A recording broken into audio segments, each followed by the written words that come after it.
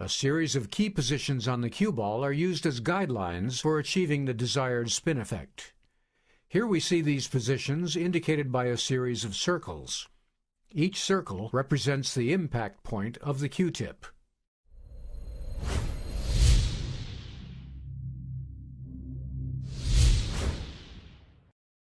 The stun shot, sometimes referred to as the stop shot, is used to eliminate any forward movement on the cue ball after it makes contact with an object ball. In this situation, the 6 ball sits directly in front of the side pocket. Since the shot is straight on, a stun shot is the perfect solution to avoid a scratch.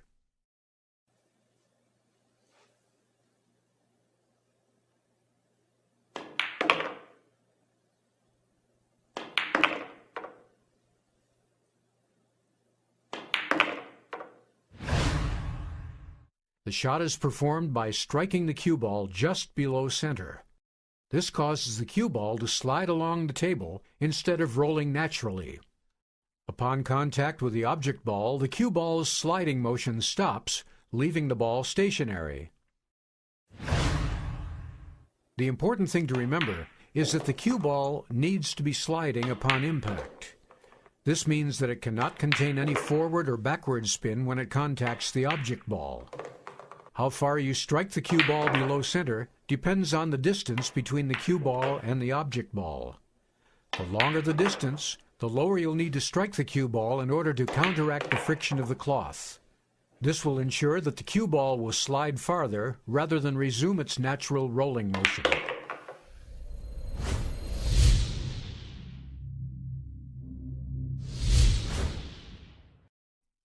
Returning back to our example, we've set ourselves up for an easy shot on the 7 ball, which now sits straight out from the corner pocket.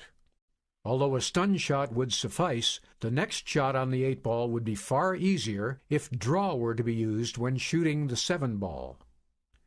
A slight draw brings the cue ball back just enough to line up for the 8 ball in the same corner pocket, at the same time avoiding a potentially awkward transition from the 8 ball to the 9 ball.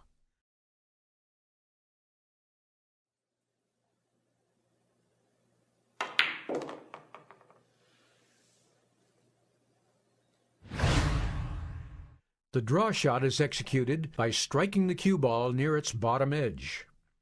The cue ball actually spins backwards, even though it is sliding in a forward motion. Upon contact with the object ball, the spin changes the cue ball's direction, altering its natural path and bringing it back towards the player. The general rule is that hitting the cue ball lower generates more backspin. As with the stun shot, shooting a distant target requires more spin in order to counter the friction caused by the cloth. Be wary of striking the cue ball too low. Since both the Q-tip and the cue ball are round, striking too low can cause the Q-tip to slip on the surface of the cue ball, causing a miscue.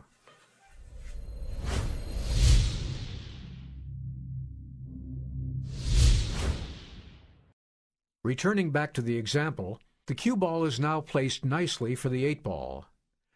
However, before pocketing the ball, this might be a good time to consider the next shot, which is the 9 ball sitting against the short rail.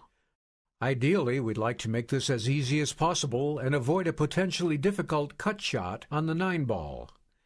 The easy solution to this problem is to apply a small amount of follow to the cue ball, allowing it to roll forward after contacting the 8 ball.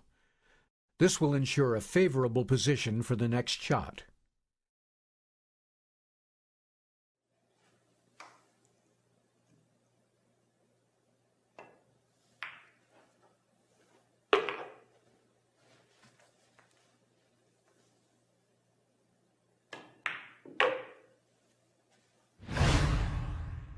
The follow shot is achieved by striking the cue ball above center.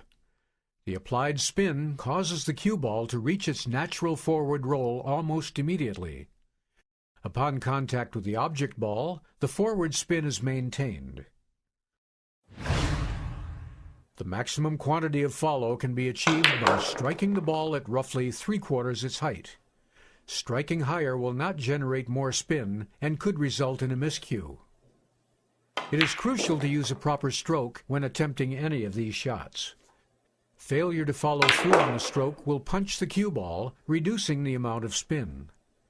Keeping the cue stick level to the table is also vital to a proper follow-through, as it helps keep a clean contact between the cue ball and the cue tip. Elevating the cue stick to increase draw is a common error and should almost always be avoided. All three shot types are essential to the game of pocket billiards. As with everything, a clear understanding combined with lots of practice will help to make these shots easier. Within a short period of time, you'll find yourself using these new principles every time you approach the table.